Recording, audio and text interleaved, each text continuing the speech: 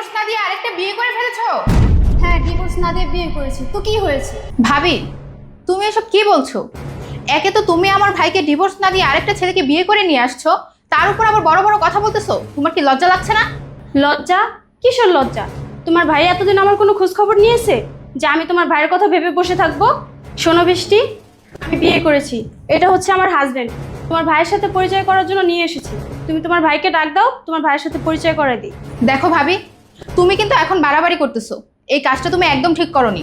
এই শোনো, তোমার সাথে এত কথা বলে লাভ নেই। তোমার ভাই আমাকে কবে ডিভোর্স দিবে এই আশা আমি বসে থাকবো নাকি? আমার বিয়ে করার দরকার, আমি বিয়ে করে ফেলেছি। তুমি তোমার ভাইয়ের ডাক দাও, তারপর তোমার ভাইয়ের সাথে যা বলার বলতেছি।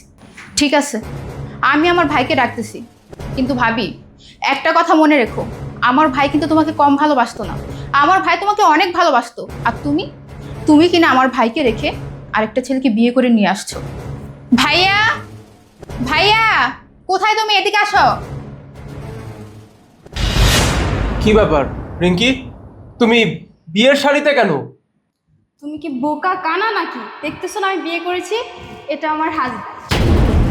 Hey, nice to meet you. No need to shake your hand with me. Rinki, তুমি এটা কি কাজ করলা বলো তো? আমি তো আমার হাজবেন্ড, আমাদের এখনো ডিভোর্স হয়নি। তুমি আমাকে ডিভোর্স না দিয়ে বিয়ে করে ফেললা। তুমি তুমি তো এমন একটা কাজ করতে পারো না। তোমার তো বিয়ে হয়নি, কারণ আমাদের তো এখনো ডিভোর্স হয়নি। কি বললা? ডিভোর্স? আমাকে ডিভোর্স দেওয়ার মুহূর্ত তোমার আছে? আমি যে রাগ করে 3 মাস পর্যন্ত বাবার বাড়িতে থেকে আসলাম, তুমি আমার কোনো খোঁজ খবর নিছো? আমাকে একটা কল দিয়ে তোমার বাড়িতে আসতে বলছো? এখন আমি যে বিয়ে করে এখানে আসছি, এখন বলতেছো কিভাবে পারলাম এই কাজটা করতে, তাই না? দেখো রিঙ্কি, আমি মানছি আমি তোমার সঙ্গে কোনো যোগাযোগ রাখিনি, কারণ আমার কাছে মনে হয়েছে যে আমার উপর তো তোমার অনেক অভিমান। অভিমান যখন চলে যাবে তখন তুমি আপনা আপনি আমার কাছে ফিরে আসবে। আমি জানতাম তুমি আমাকে ভালোবাসো। হ্যাঁ, সংসার করতে গেলে খুঁটিনাটি ঝগড়া তো সবার মাঝে লাগে, আমাদের মাঝেও লেগেছিল। আমি তোমাকে সময় দিতে পারতাম না, এটাই তো তোমার অভিযোগ ছিল। আর এই কারণেই তো তুমি রাগ করে বাবার বাড়ি চলে গিয়েছিলে। আমি তোমাকে বলেছিলাম যে ঠিক আছে, আমার উপর তোমার যখন এতই রাগ, বাবার বাড়িতে যাও, কয়েক মাস থাকো, যখন রাগ কমে যাবে তখন ফিরে এসো। আমি ভেবেছিলাম সময়ের সঙ্গে সঙ্গে সব ঠিক হয়ে যাবে, কিন্তু বিয়ে বিয়ে কিভাবে করতে পারলা তুমি? আমি তোমার হাজবেন্ড। তুমি তুমি তুমি এই এই কাজটা করতে পারো না রিঙ্কি। কি করে করতে পারলা এই কাজ তুমি? এই শোনো, তোমার এত কথা শোনার না সময় আমার নাই। তুমি আমাকে বিয়ের পর থেকে কি দিয়েছো? তোমার কাছে সামান্য একটু সময় চাইতাম, তাও তুমি দিতে পারতে না। সারাক্ষণ শুধু অফিস অফিস অফিস। আজ পর্যন্ত তুমি আমার কোনো চাহিদা পূরণ করতে পেরেছো? শ্রাবণকে দেখো, তোমার থেকে দেখতেও বেশি হ্যান্ডসাম, আর তোমার থেকে টাকা পয়সা অনেক বেশি আছে। এই জন্য আমি ওকে বিয়ে করেছি। আর তোমার সাথে থেকে কি আমি আমার জীবনটাকে নষ্ট করবো নাকি? রিঙ্কি, তুমি এর সাথে দাঁড়িয়ে দাঁড়িয়ে এত বকবক কেন করছো? তুমি বললে আমরা বিয়ে করেছি, তোমার হাজবেন্ডের সাথে আমাকে পরিচয় করে দেবে, এর জন্য তো এখানে এসেছি। আমার কিন্তু এত আজারের সময় নেই যে এখানে দাঁড়িয়ে দাঁড়িয়ে সবার বকবক শুনি। আর ভাই, প্রত্যেকটা মেয়েই না তার হাজবেন্ডের কাছে সময় চায়, ভালোবাসা চায়, কেয়ারিং চায়। আপনি তো আপনার বউকে সময়ও দিতে পারেননি, ভালোবাসাও দিতে পারেননি, কেয়ারও করতে পারেননি। সো এটা তো ওর অপরাধ না যে আপনার কাছে সময় চেয়েছে। এর জন্যই তো আমাকে ভালোবেসেছে, বিয়ে করেছে। আমরা দুজন দুজনকে ভালোবেসে বিয়ে করেছি। আর যেটা করেছি সেটা ঠিকই করেছি। আর রিঙ্কি যেটা করেছে একদম ঠিক কাজ করেছে। রিঙ্কি, এখানে দাঁড়িয়ে দাঁড়িয়ে কি বকবক করবে না কেউ সাথে? ভাবি, আমার জীবনে আমি অনেক মানুষ দেখেছি, কিন্তু তোমার মতো এরকম স্বার্থপর মানুষ আমি আর একটাও দেখিনি। একে তো তুমি আমার ভাইয়াকে রেখে বিয়ে করে ফেলেছো, তার উপর আবার তোমার হাজবেন্ডকে নিয়ে আসছো আমার ভাইয়াকে দেখানোর জন্য, কাটা গায়ে লবণের ছিটা মারার জন্য। দেখো ভাবি, সংসার করতে গেলে সংসার জীবনে অশান্তি হবে, ঝগড়াঝাটি হবে, তাই বলে ছেড়ে দেওয়াই সবকিছু সমাধান না। থাক, ওর সঙ্গে আর কথা বাড়াস না। ও তো এখন আর আগের মানুষটা নেই, অনেক বদলে গেছে। দেখছিস না কত সুন্দরভাবে আমাকে অপমান করছে। এক কাজ কর বৃষ্টি, ওদেরকে চলে যেতে বল। আমি ওদেরকে আর এক মুহূর্ত আমার বাসায় সহ্য করতে পারছি না, চলে যেতে বল। ইস, বউ পালার মুরত নাই, রাগ দেখানোর বেলা ওস্তাদ। এই শ্রাবণ, তুমি এখানে বসো তো, আমি আসতেছি। আমি বুঝলাম না, আমার বিয়ে করাবো, ওর সাথে আবার কথা বলতে চলে গেল কেন? হ্যাঁ, আপনি চুপ করেন। এত কথা বলছেন কেন? হ্যাঁ, আপনি কি জানতেন না আমার ভাবি বিবাহিত? জেনে শুনে একটা বিবাহিত মেয়েকে বিয়ে করে ফেলছেন। দেশে কি অবিবাহিত মেয়ের অভাব নাকি? তোমার ভাই ওকে রাখতে পারে নাই, সেটা তোমার ভাইয়ের ব্যর্থতা, আমার কি দোষ? আমি তো ফরজ কাজ আদায় করেছি, আমি বিয়েই তো করেছি, অন্যায় তো কিছু করিনি। তাই সরেন।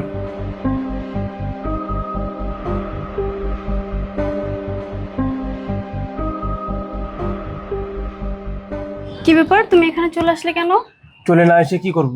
দাঁড়িয়ে দাঁড়িয়ে কি তোমাকে আর তোমার হাজবেন্ডকে দেখবো? হ্যাঁ, আচ্ছা তুমি এমন একটা কাজ কি করে করতে পারলা বলো তো? আমি তোমার হাজবেন্ড, এখনো তোমার সঙ্গে আমার ডিভোর্স হয়নি।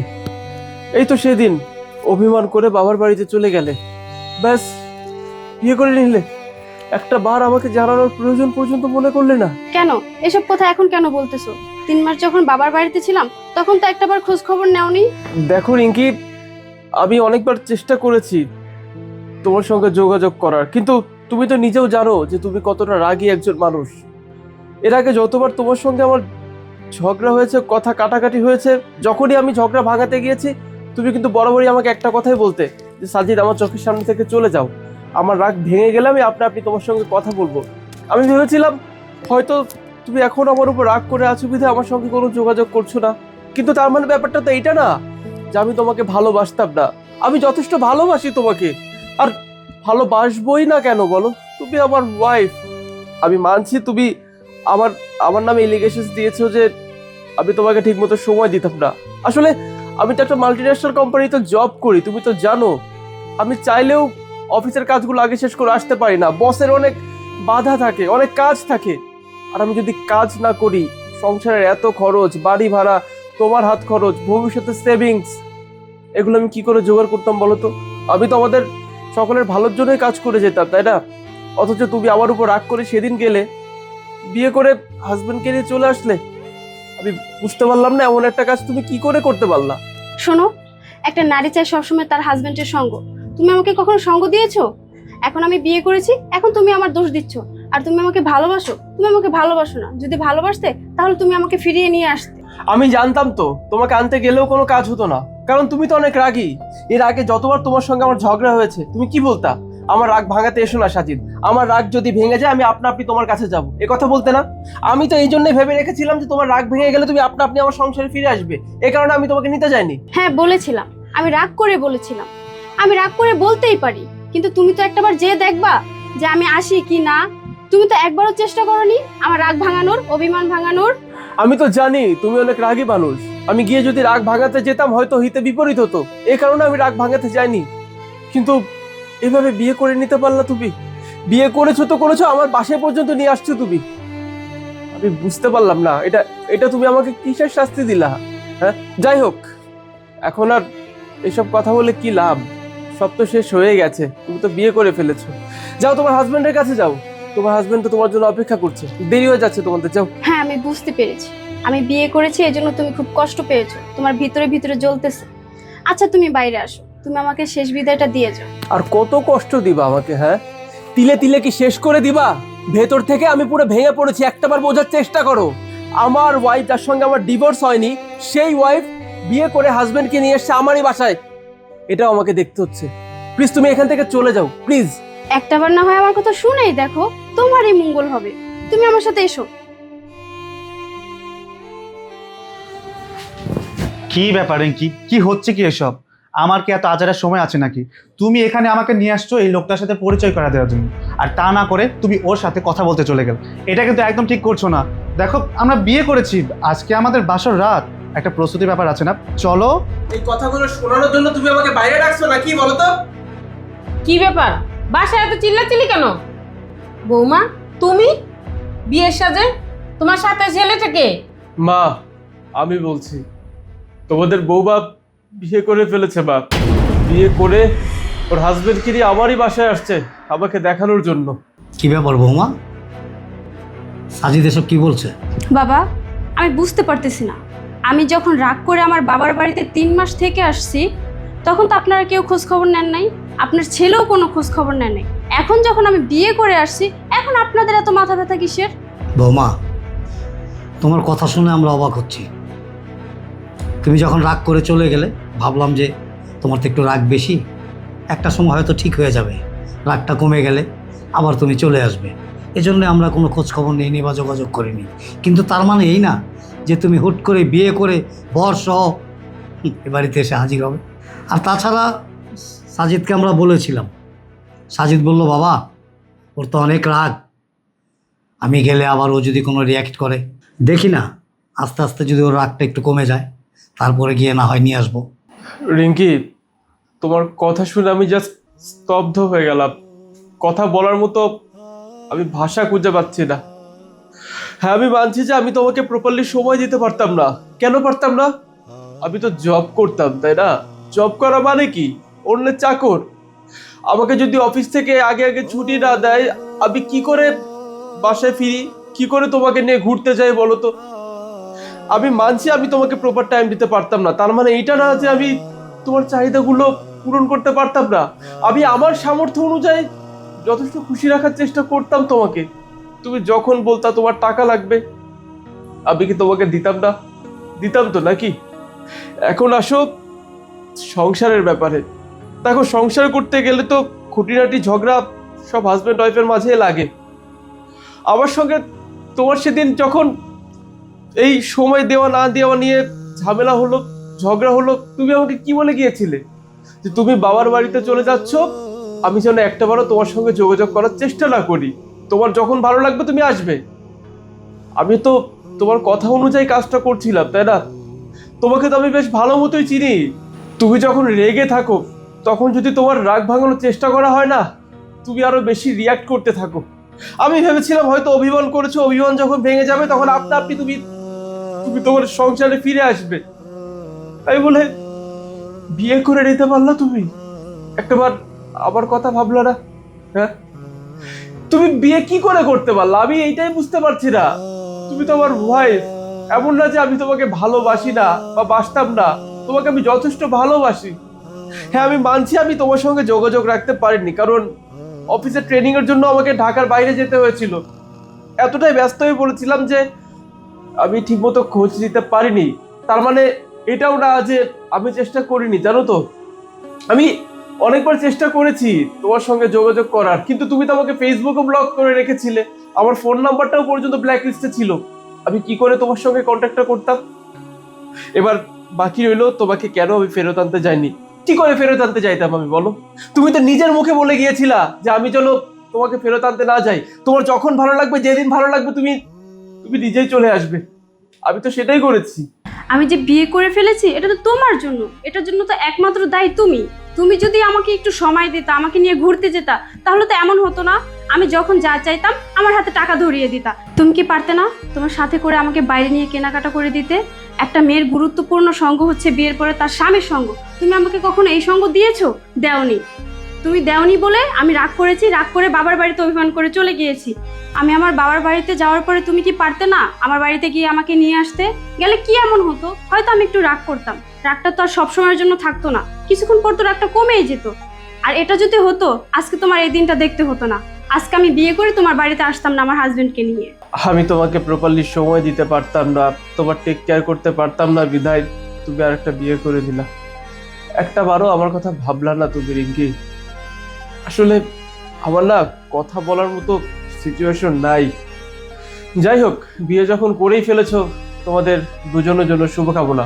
ভাই, আপনি ওকে নিয়ে যান। আপনাদের ভবিষ্যতের জন্য শুভকামনা থাকলো। এছাড়া আমার আর কি বা বলার আছে? ভাইয়া, আপনি এত সহজে হার মেনে গেলেন? আপনি না একজন পুরুষ মানুষ। পুরুষ মানুষের কিন্তু এত সহজে হার মানা উচিত না। আপনি আপনার স্ত্রীকে সময় দেননি, তাকে সঙ্গ দেননি, তাই আপনার স্ত্রী একটা বিয়ে করেছে। তবে আমি যদি বলি এই বিয়েটাই সত্যি না, তখন আপনি কি বলবেন? মানে ঠিক বুঝতে পারলাম না আমি আপনার কথা। বুঝতে পারেননি, তাই তো? আমি জানতাম আপনারা কেউই বুঝতে পারবেন না। আমি আপনাদেরকে বুঝিয়ে বলছি। আসলে আমি হাজব্যান্ড হয়ে এসেছি, ও স্ত্রী হয়ে এসেছে, কিন্তু আমরা কেউ কাউকে বিয়ে করিনি।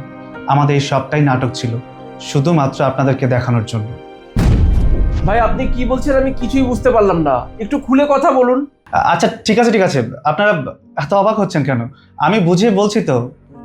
আসলে আমি ওর কাজিন। আমি দেশের বাইরে ছিলাম স্টাডির জন্য, এই কারণে আপনাদের বিয়ের সময় আমি আসতে পারিনি, তাই আপনাদের সাথে পরিচয় নেই। ও আমার খুব ভালো বন্ধুর মতো। আমরা ভাই বোন হলে কি হবে? আমি আমার দুঃখ ওর কাছে প্রকাশ করি, ও ওর সুখ দুঃখ সব কিছু আমার কাছে প্রকাশ করে। একদিন ও আমাকে ফোন দিয়ে বলল যে আপনাদের সংসারে নাকি টুকিটাকি ঝামেলা চলছে, তারপর সেই ছোটোখাটো ঝামেলা থেকে অনেক বড় হয়ে গেছে ঝামেলাটা। আপনি নাকি ওকে সময় দেন না, ওকে সঙ্গ দেন না, ওকে ভালোবাসেন না।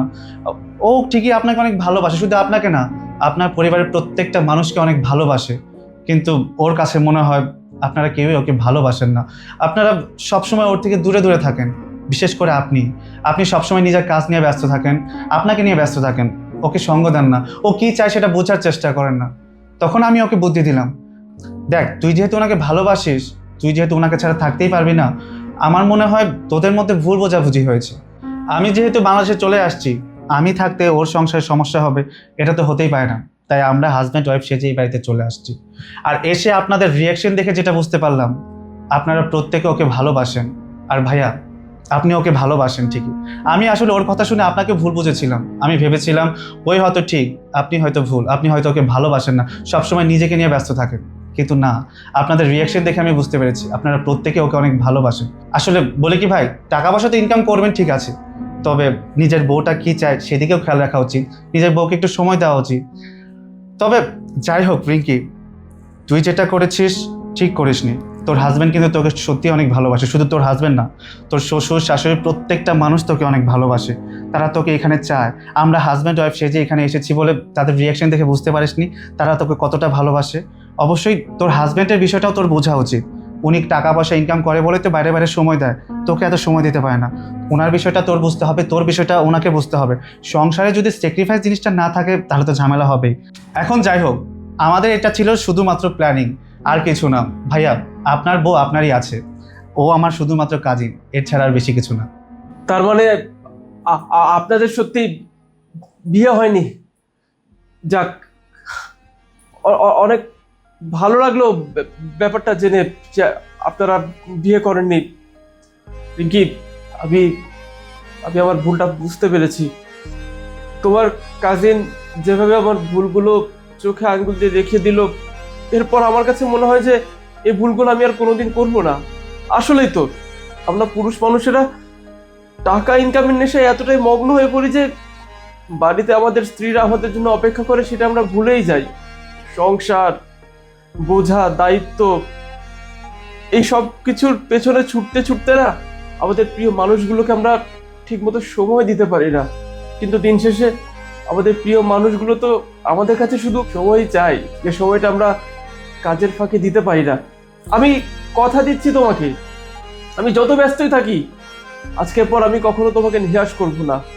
আমি আমি আমি তোমাকে নিয়ে প্রতি সপ্তাহে ঘুরতে যাব, তুমি যখন যেভাবে চলতে বলবা আমি আমার সামর্থ্য অনুযায়ী অফিসের কাজ শেষ করে আমি বাকি সময়টুকু শুধু তোমাকেই দিব। আমি আমি সত্যি খুব লজ্জিত, পারলে আমাকে মাফ করে দিও। না না সাজিদ, তুমি আমার কাছে কেন ক্ষমা চাচ্ছ? আমার তো তোমার কাছে একটাই চাওয়া, দিন শেষে তুমি আমার একটু সময় দেবা, আমার সাথে কথা বলবা। আমার এটাই চাওয়া, আমি তোমাকে অনেক ভালোবাসি, আমি তোমাকে ছাড়া থাকতে পারবো না।